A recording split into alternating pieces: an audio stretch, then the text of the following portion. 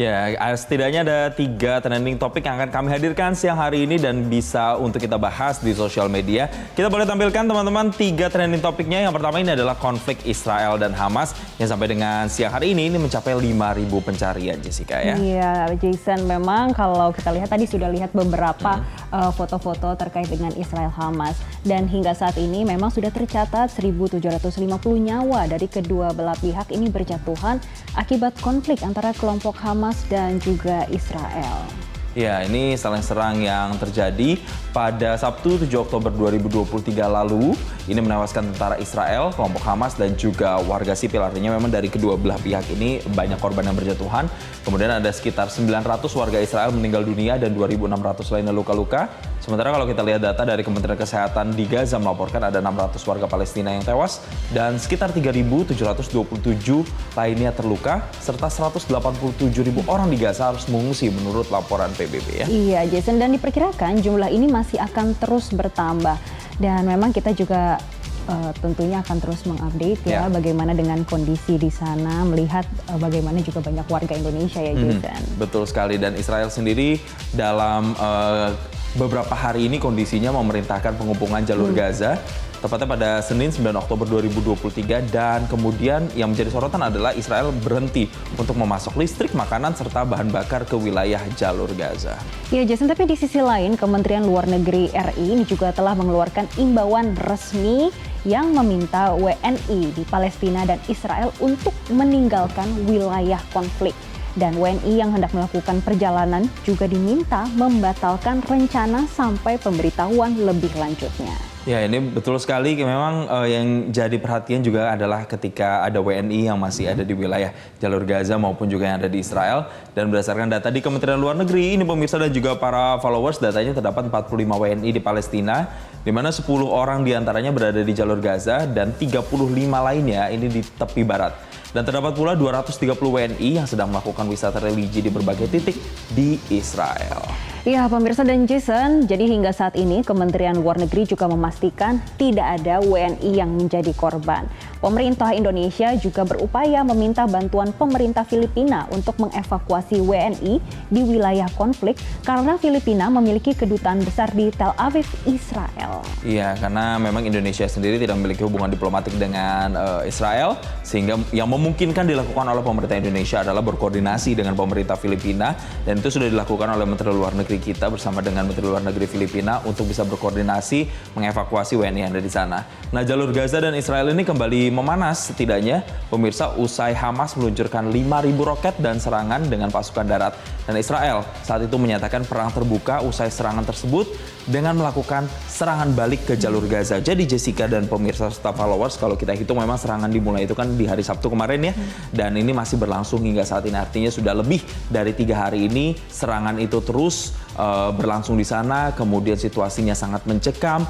Dan seperti tadi laporan PBB bilang bahwa ada perkiraan jumlah korban yang diperkirakan masih akan terus bertambah. Iya, Jason, dan kalau kita lihat sebetulnya berbagai bantuan juga perlu ya di sana karena banyaknya korban. Dan hingga saat ini pun pasti akan terus ada update terkait dengan berapa korban yang akan bertambah. Karena dengan ada kondisi yang seperti itu belum tentu bisa menghitung secara pasti korbannya ada berapa. Kalau kita lihat memang pemerintah Indonesia, kemudian beberapa negara lain, salah satunya pemerintah Tiongkok, ini juga sudah menawarkan bantuan nih, Jason, untuk adanya antara Israel dan Hamas ini. Betul. Nah, kita juga akan melihat ini, Jessica, bagaimana reaksi atau komentar dari warganet terkait dengan ketegangan atau situasi mencekam yang masih terjadi di jalur Gaza. Ini kita akan melihat komentarnya dari sosial media Facebook. Yang pertama dari Gong sekian, kok kebalik ini? Hamas serang Israel yang menewaskan 900 orang lebih dahulu, kenapa tidak ikut disalahkan? Kapan mau damai kalau caranya seperti ini, katanya ya. Kemudian ada komentar lainnya dari Steph, inikah yang namanya pukul mundur? Nah, itu juga ada komen lagi dari Bara sekian, dua-duanya tidak patuh sama hukum internasional. Kemudian ada komentar lainnya pemirsa, ini dari Yosafat. Jika kita hanya memihak kepada pihak tertentu, kedamaian itu tidak akan tercapai.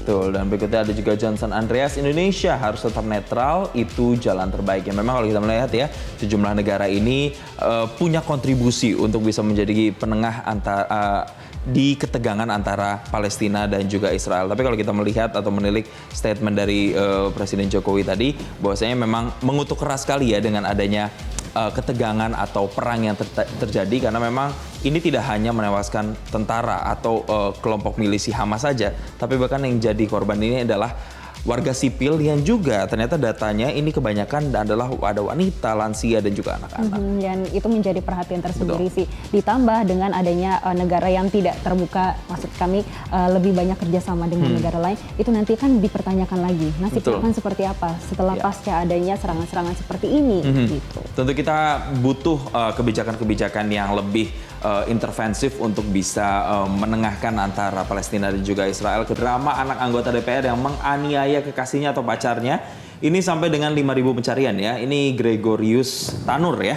Iya, dan akibat perbuatannya, orang tuanya, ini ayahnya, ini harus minta maaf dan dinonaktifkan dari PKB ya, Jason. Dan segala komisi yang ada di DPR RI ya. Nah ini yang juga menjadi perhatian. Kemudian karena ayahnya atau Edward Tanur ini menyatakan bahwasanya untuk pengusutan kasus ini sendiri dia menyerahkan pada pihak yang berwajib dan harus dibuka seterang-terangnya tanpa intervensi apapun. Iya, memang untuk perlakuan yang dilakukan ini kemarin sudah ada rekonstruksinya juga, Jason, dan beberapa fakta terbaru ini ditemukan oleh polisi. Dan ini juga nanti ke depannya kita akan pantau apakah benar akan tetap dikenakan pasal penganiayaan atau nanti progresnya justru pembunuhan berencana. Kita akan diskusikan juga ya untuk hari ini ya. Betul, ini dikenakan kan sejauh ini adalah pasal 351 ya, penganiayaan ya. Tapi sebenarnya dari pihak beberapa pihak ada yang menyayangkan karena merasa bahwa ini harusnya tidak hanya kenanya pasal penganiayaan, tapi justru harusnya ke pembunuhan begitu ya.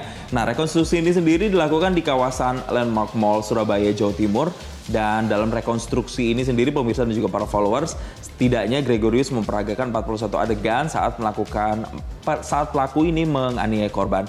Dan rekonstruksi ini sendiri digelar pada Selasa siang pukul 11 waktu Indonesia Barat hingga pukul 14.30 waktu Indonesia Barat ya. Iya, dan memang ada fakta yang terbaru ini Jason, ini kemarin disampaikan kalau tersangka terlihat menggunakan ponsel untuk menelpon seseorang. Tapi itu belum diketahui siapa yang diteleponnya.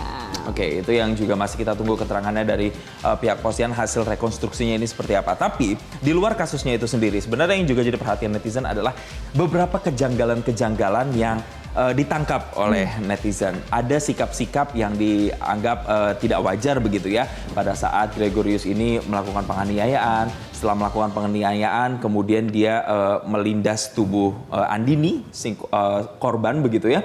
Lalu kemudian ada yang menyatakan dia sempat seperti cekikikan ya? Iya, cengenges atau bahasa formalnya mungkin tertawa ya.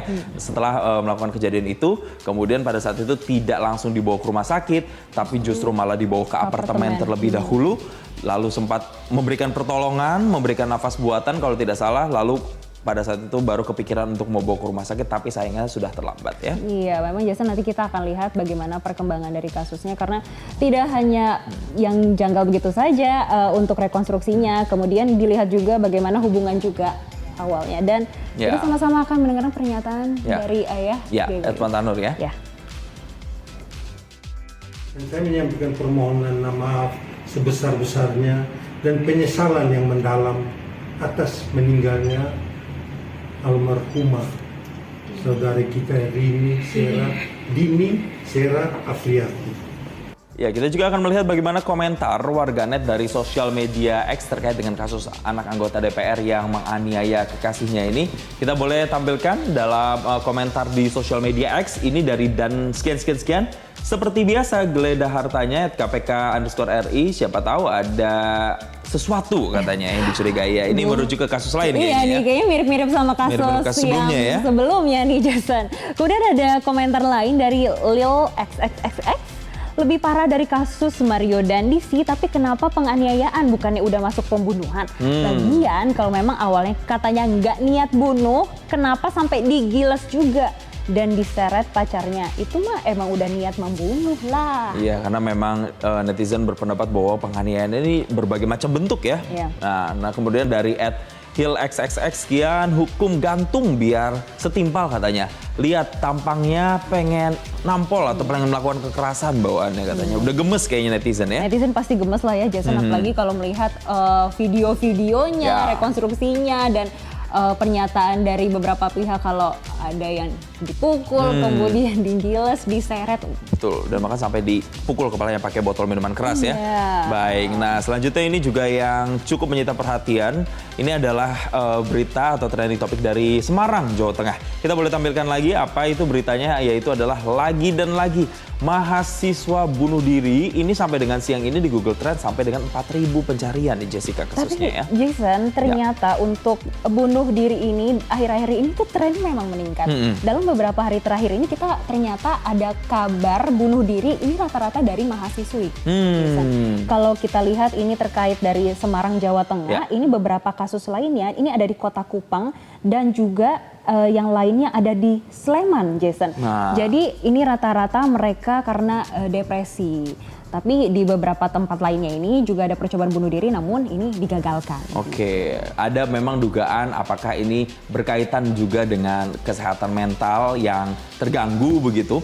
Karena dari kesaksian yang diberikan dari pihak security ya, kalau kita tahu bahwa security ini kan menemukan jenazah N di pukul 17 kalau tidak salah ya, 17 lebih 20 waktu Indonesia Barat, dan pada saat ditemukan ada secarik surat itu di dalam tasnya, dan surat itu ternyata dia ingin sampaikan kepada sang ibu dan kurang lebih isinya adalah meminta maaf karena belum bisa memenuhi ekspektasi sang ibunda dan menitipkan semacam hadiah ya Jessica, tapi dia meminta maaf karena tidak bisa untuk menyampaikan hadiah tersebut secara langsung. Iya, memang Jason, untuk dengan adanya mungkin bisa dikatakan mental health, kemudian depresi yang dirasakan, sebetulnya ini kita bisa melakukan kontak bantuan supaya kalau saat mengalami depresi kita setidaknya bisa sharing masalah kita, apa yang bisa kita ceritakan. Betul, gitu. dengan tenaga profesional ya, apalagi kalau misalnya kita pengguna BPJS pun ternyata ini juga bisa digunakan atau dimanfaatkan untuk kita bisa konseling ya dengan para psikolog, karena memang salah satu pelayanan yang diberikan BPJS itu juga termasuk adalah pelayanan psikolog. Nah ini juga menjadi perhatian kenapa akhirnya banyak sekali orang yang mengaitkan ini dengan kesehatan mental, karena sampai dengan saat ini sebenarnya polisi belum bisa memastikan apa sebenarnya yang membuat N ini kemudian mengambil tindakan bunuh diri, tapi dugaan sementara ini banyak yang berspekulasi, baik itu netizen di sosial media, bahwa N ini jatuh bunuh diri karena depresi, karena mungkin ada sesuatu yang tidak bisa disampaikan kepada orang tuanya dan tidak bisa diceritakan, makanya ia mengambil bunuh diri. Tapi apakah itu kemudian berkaitan, itu kita masih menunggu terkait dengan hasil rilisnya dari polisi. Tapi yang jelas adalah karena ini kan masih berkaitan dengan kemarin ya, Hari Peringatan Mental Health Sedunia. Ini semoga mengingatkan kita bahwa mental health itu juga salah satu hal yang sangat penting. Perlu untuk kita jaga dan perlu untuk kita perhatikan, dan bagaimana penanganannya ketika seseorang sudah mengalami sama yang namanya mental illness gitu ya. Tapi sebagai informasi ya Jason, ternyata ini menurut data dari Polri, dari tahun 2021 ke 2022 memang kasus bunuh diri ini meningkat. Untuk tahun 2021 ini ada 613 kasus, sedangkan di tahun 2022 ini 826 kasus, Risa. Betul, dan yang disayangkan adalah generasi yang kemudian melakukan bunuh diri. Ini generasi usia 20-an. Adalah generasi yang bisa dibilang adalah Gen Z yang masih dikatakan atau dikategorisasi sebagai generasi muda. Nah, sebelum kita nanti membahas terkait dengan topik ini, kita juga akan melihat lagi polling ya. Apa sebenarnya yang harus kita lakukan untuk bisa menghindari yang namanya mental illness begitu ya, atau memperhatikan kesehatan mental kita. Ini sudah ada pollingnya dan perolehannya adalah bagaimana cara Anda menjaga kesehatan mental. Yang pertama, liburan lah, healing dulu besti katanya. Ini 75% yang memilih ini ya. Tapi memang harus healing dulu sih Jason. Cuman kalau kantongnya kering itu juga bisa bikin depresi kayaknya. Justru ya. itu yang harus diperhatikan, jangan sampai habis healing buang-buang uang malah jadi stres ya. Mental health juga tuh yang kena ya. Kemudian ada curhat atau ke psikolog. Nah, ini nggak ada yang milih nih, 0%. Ini kenapa nih? Apakah karena nggak tahu gimana caranya? Atau yang ketiga shopping atau olahraga itu masih juga tinggi 25%. Tapi ya. memang iya sih, kalau olahraga, Jason sering lihat nggak sih kalau di Apa TikTok tuh ada video-video lebih baik olahraga daripada melampiaskan ke orangnya. Iya, betul banget. Karena memang itu salah satu bentuk pelampiasan mungkin ya dari emosi, dari permasalahan, pikiran, segala macam itu bisa dilampiaskan dengan cara olahraga. Nah, kita akan tampilkan juga ini bagaimana komentar-komentar dari warganet yang ada di sosial media Instagram. Ini dari @solscan. Maaf karena tidak menjadi skuad yang Mama inginkan. Ini kutipan suratnya ya. Ini harus jadi peringatan bagi saya dan orang tua yang lainnya. Iya betul, karena itu kita harus melihat bagaimana didikan terhadap anak dan juga kondisi dari keluarga biasanya memang sangat ya mempengaruhi. Mempengaruhi ya, betul. Kemudian ada komentar kedua ini dari LAXXX. Kalau udah sampai bundir kayak gini, kita jangan beropini berlebihan. Kita nggak tahu kehidupan sehari-hari dia kayak gimana, tipikal orangnya dan tipikal orang sekitarnya, apalagi orang tuanya. Iya, nah kita lihat ya nanti akan seperti apa. Nanti kita juga akan bahas nih bersama para netizen bagaimana ya sebenarnya menjaga kesehatan mental. Karena kesehatan mental ini banyak sekali pengaruhnya, tidak hanya karena permasalahan di tempat kerja misalnya, atau permasalahan di tempat sekolah, kuliah, atau permasalahan dalam keluarga. Tapi ini juga terkait dengan pola asuh misalnya, terkait dengan lingkungan misalnya, atau bahkan tayangan yang kita saksikan itu juga mempengaruhi mental health seseorang. Nanti akan kita bahas selengkapnya dan kita akan ajak Anda untuk bisa berpartisipasi Jessica ya abis ini ya. Tentunya bisa lewat Instagram dan juga bisa lewat TikTok. Tapi jangan lupa untuk berkomentar yang sopan pemirsa. Dan tetaplah bersama kami dalam program Newsline. Jelajahi cara baru mendapatkan informasi. Download Metro TV Extend sekarang.